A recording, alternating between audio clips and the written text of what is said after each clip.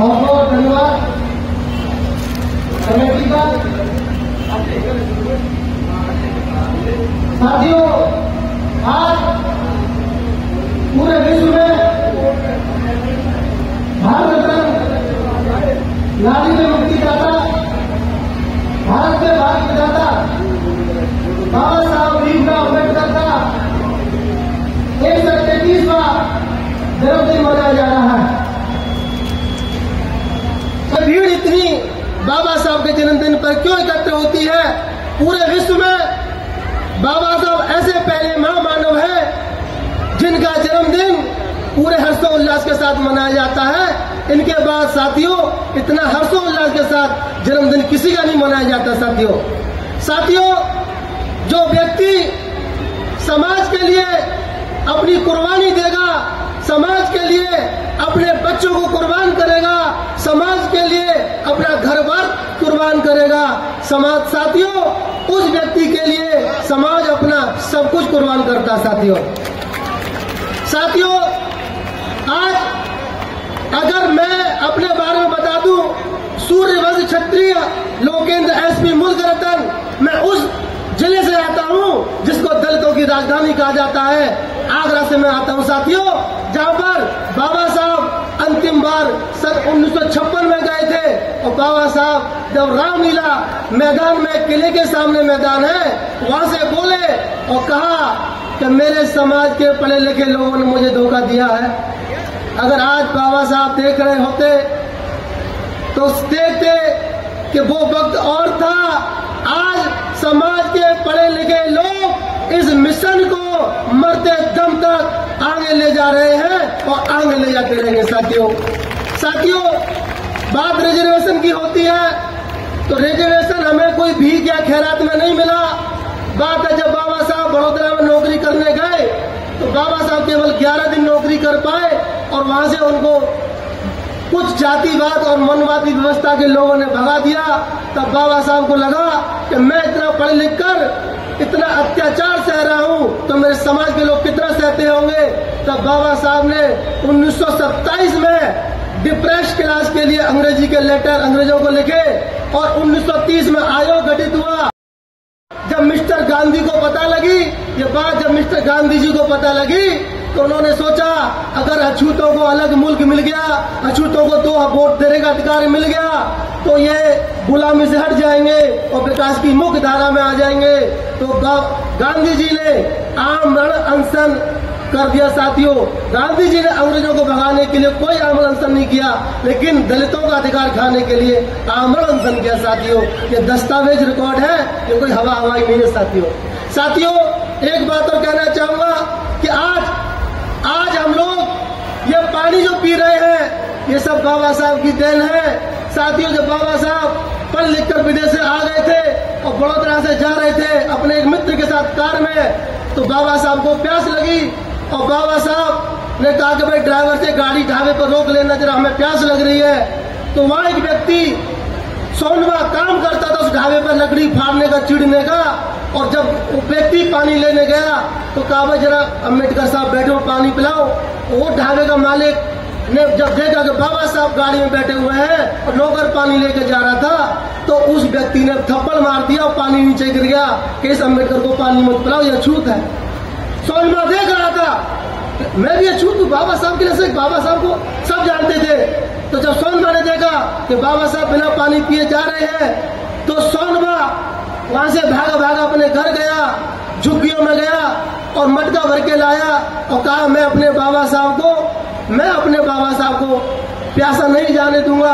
और जब तक सोनवा लौटा गाड़ी जा चुकी थी तो वो सोनवा वहीं पेड़ के नीचे बैठा रहा, रोज मटका लेकर आता कि मेरे बाबा साहब पानी पियेंगे, मेरे बाबा साहब पानी पियेंगे।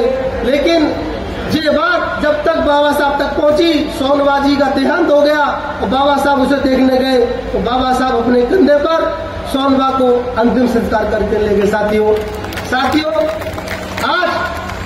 आज अगर हम यहाँ पर हैं तो केवल बाबा साहब की बदौलत है। दुनिया में कोई ताकत नहीं है। 4 वेद, 18 पुराण, 108 उपनिषद, गीता, रामायण, भागवत में कहीं नहीं लिखा हुआ कि अछूतों को भी अधिकार दिए जाए।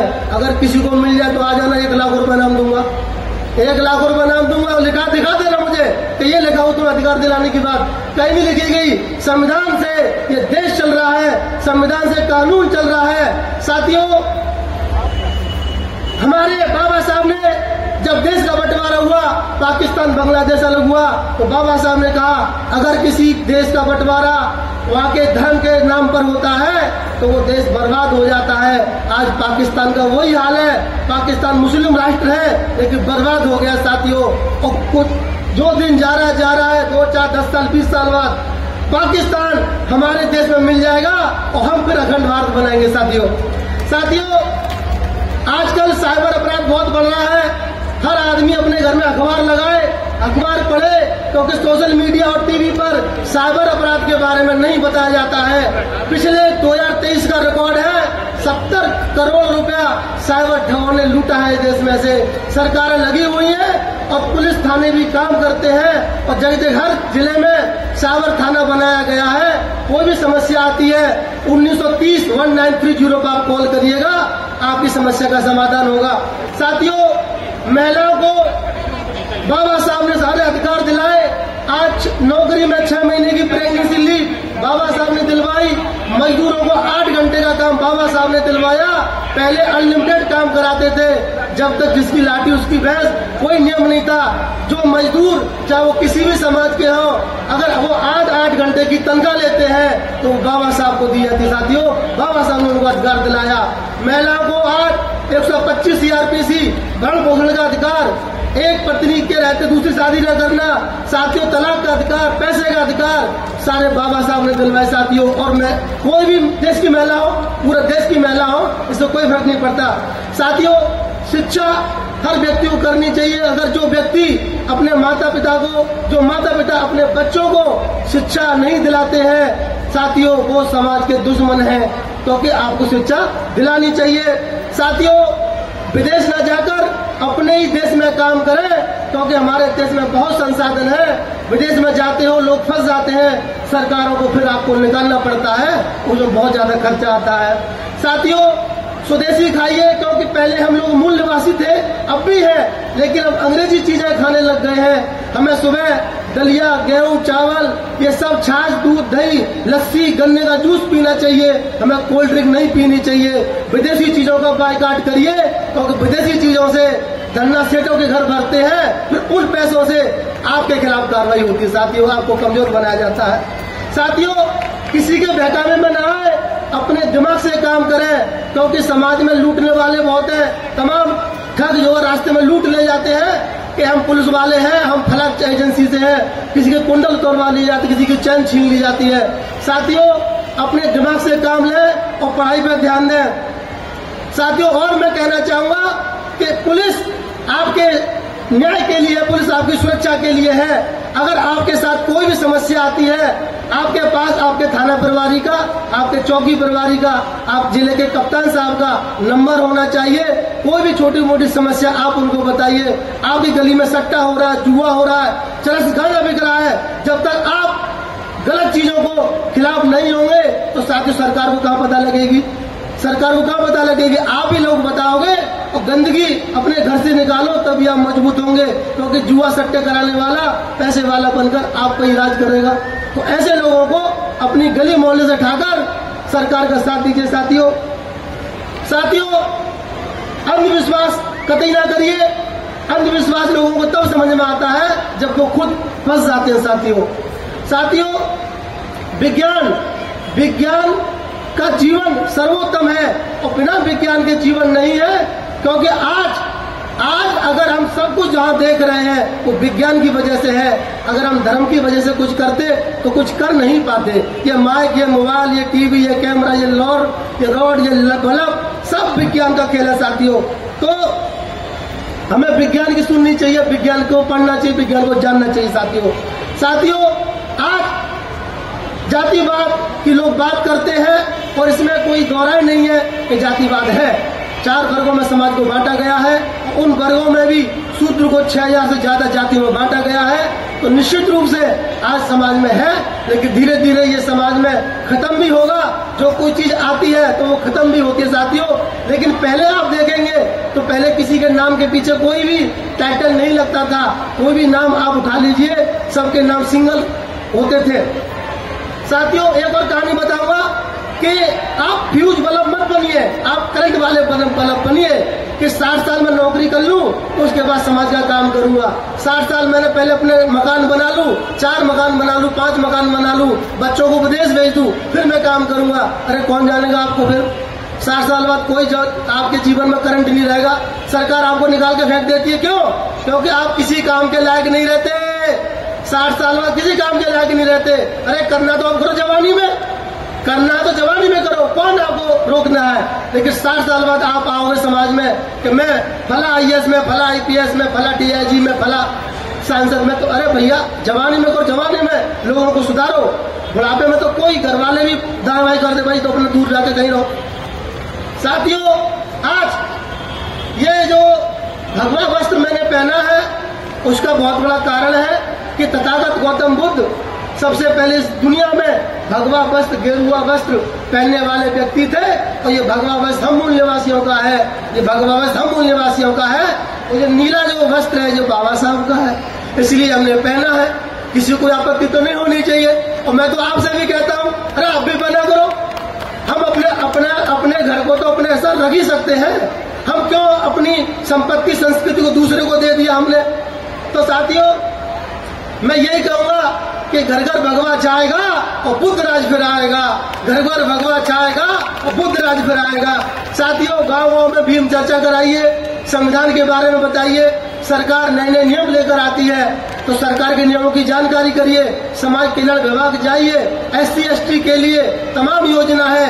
आप बिजनेस करिए, 10 लाख का लोन मिलेगा, 3.5 लाख उसमें माफ होते हैं। सरकार आपके लिए बहुत कुछ करती है, आपको इसमें जानना चाहिए।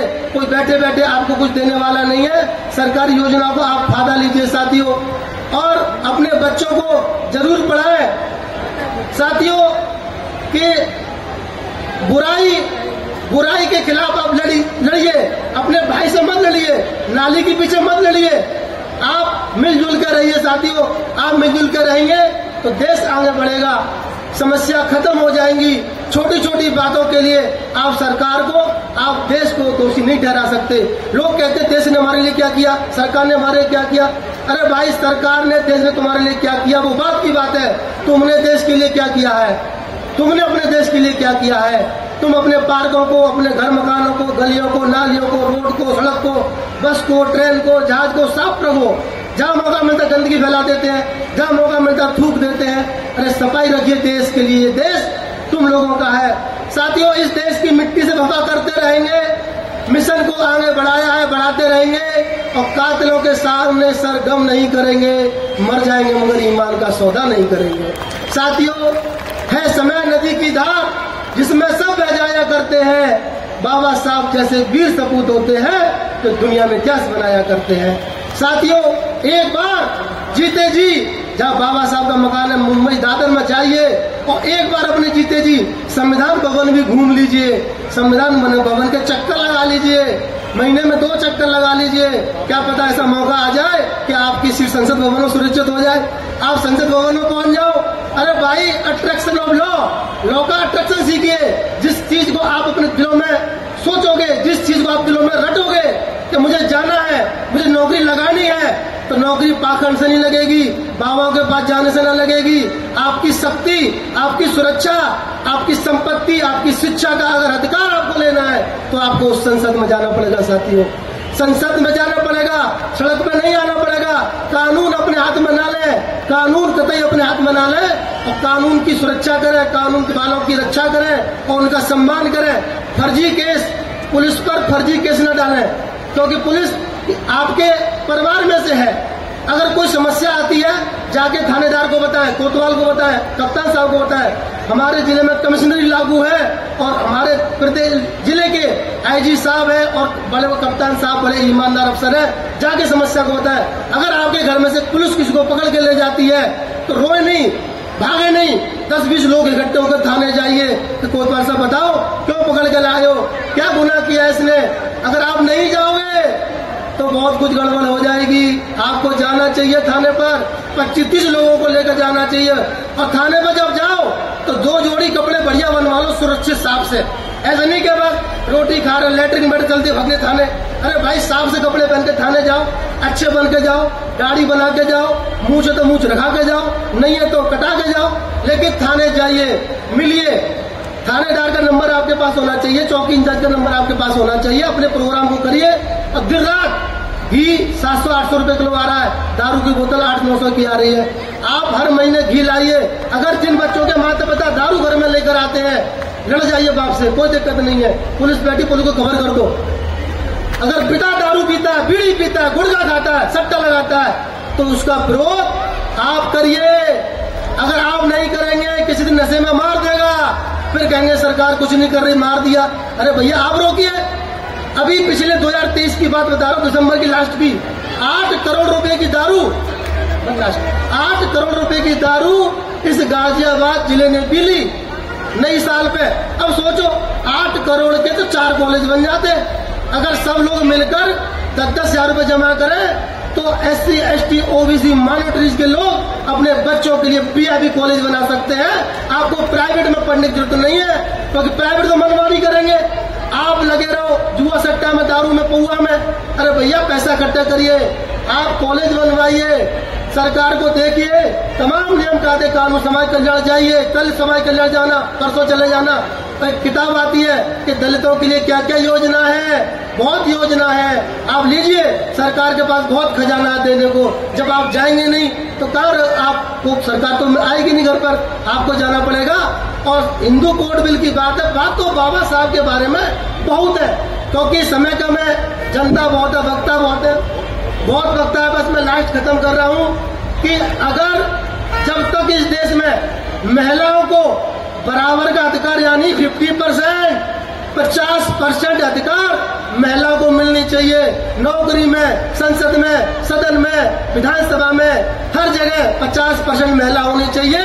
और फिर देखिए साथियों कि देश को विकासशील भारत बनाने से कोई नहीं रोक सकता। जब तक शरीर में जान है और बाबा साहब की शान है। साथियों मैंने संकल्प लिया है कि मरते दम तक बाबा साहब के मिशन को आगे बढ़ाऊंगा। देश में से जातिवाद, भ्रष्टाचार, पाखंड, अंधविश्वास, अज्ञान खत्म करूंगा। इसके लिए मेरी नौकरी रहे चाहे न रहे, मुझे कोई फर्क नहीं पड़ता, क्योंकि इस देश का विकास कोई साधु संत ही कर सकता, सन्यासी कर सकता है। जैसे बहन कुमारी मायावती, मानवर काशीराम जी, अटल बिहारी वाजपेयी, आदरणीय योगी जी और तमाम ऐसे नायक हैं जो अपने परिवार के लिए नहीं जीते, राष्ट्र के लिए जीते। साथियों मैंने संकल्प लिया है, मैंने कोई अपनी औलाद नहीं की, अपनी औलाद नहीं की। अगर किसी को ये लगता है कि कोई मुझ में गोली मारेगा, अरे जिस दिन मारनी हो बता देना, सीना चौड़ा के आ जाएंगे। और एक नहीं मारो 72 मार देना। साथियों ये मूंछ मैंने इसलिए रखी है क्योंकि राजस्थान में कांड हुआ मूंछ रखने के ऊपर, हमने सोचा अब मार के देखो, हम भी रख रहे हैं, कौन मार के दिखाया गोली। बस मैं खत्म कर रहा हूँ। जय भीम, जय भारत, जय मूल निवासी। बाबा साहेब, बाबा साहेब, बाबा साहब को सशक्त नमन। और सभी यहाँ पर बैठे हुए मेरे भाई बहनों, मेरे बुजुर्गों, मेरे संतों, अध्यक्षों को नमन के। साथियों ये कारवा बढ़ता रहना चाहिए और मिलजुल के रहिए। जय भीम, जय भारत, नमो। ये लोकेंद्र सिंह यादव हैं, पहले वर्दी में अपनी बात रखते थे।